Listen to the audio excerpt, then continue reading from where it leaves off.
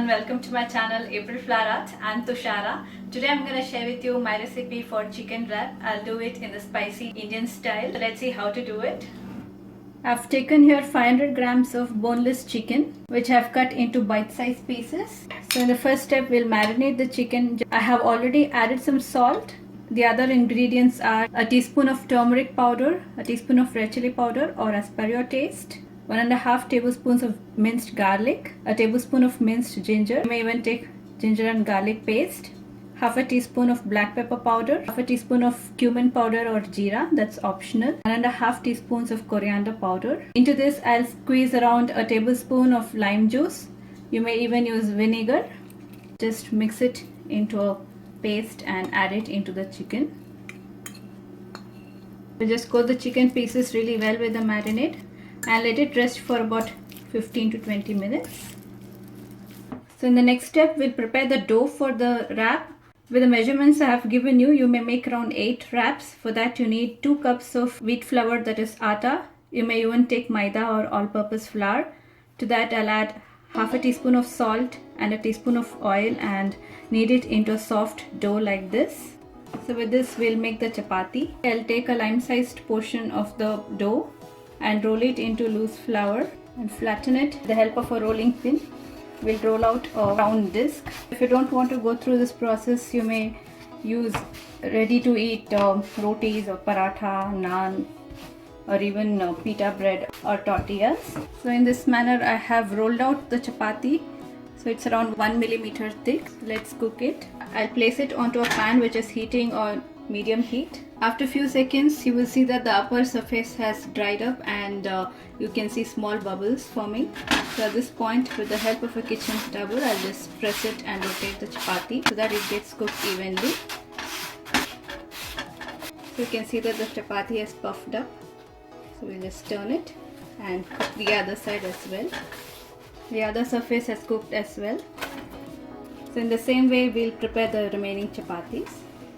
In the third step we'll cook the chicken. For that here I have a pan heating up with about 2 to 3 tablespoons of cooking oil. So when the oil heats up we'll add around 1 cup of finely chopped onions, a pinch of salt, and we'll saute the onions until they turn a little light brown. The onions have turned light brown. So into that we'll add the marinated chicken. We'll just spread the chicken pieces into the pan and we'll now cover it and let it cook for about 3 to 4 minutes over medium heat. Alright, the chicken has seared very well. It's been about 4 minutes. We'll just mix it around. So I'll add around 1.5 teaspoons of garam masala powder. You may even use chicken curry masala powder.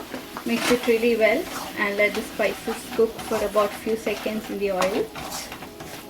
So once you've made sure that the raw smell of all the spices and ginger garlic has gone away, we'll add around half a cup of finely chopped tomatoes. We'll mix it in. We'll now cover it and let the tomatoes cook for about 2 to 3 minutes.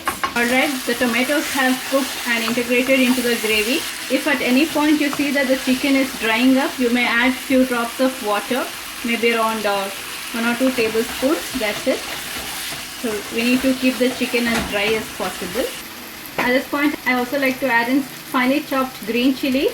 It's around 1.5 teaspoons. So that's totally optional.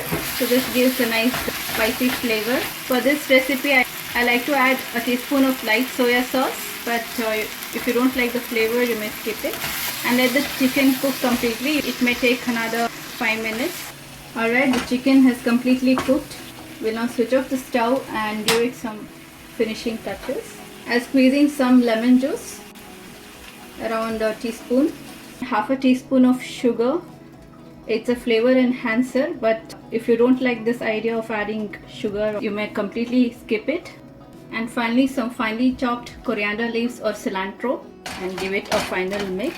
So in the next step we'll prepare a vegetable filling to go inside the wrap. This gives a nice crunch and freshness to the wrap. So here I have some sliced onions, bell peppers or capsicum, cabbage, you may even take lettuce, finely chopped coriander leaves or cilantro. So I have taken around half a cup of each of these. So into that I'll add around 2 tablespoons of mayonnaise. Alternatively you may use cream cheese. You may grate in some cheese for that extra cheesy flavor, and around a tablespoon of chili sauce. You may take any chili sauce of your choice. We'll mix all these ingredients really well. Alright, we have the chicken, the vegetables and the chapati ready. So you may assemble the wrap just before eating. You may even store the ingredients separately in the refrigerator and just heat up the chicken and chapati and assemble it whenever you want. Here I have the chapati and I have placed aluminium foil. You may even take tissue so that this helps to hold the wrap. Onto this I'll add some vegetables. Onto that we'll add the chicken pieces, and then we just close it. We'll fold over the aluminium foil like this and then bring the other two sides together to secure the wrap. So here's the final look of the chicken wrap. You may serve the chicken wrap by itself because it's a complete meal in itself with chicken, vegetables and chapati. Serve it for your lunch or dinner, or even take it in your lunch box. Do try it, and if you like it, please give it a thumbs up and share your feedback. You may follow me on social media, the links will be in the description box below. And do not forget to subscribe to my channel to watch my new recipes every week. Until next time, it's bye from me. Thanks for watching.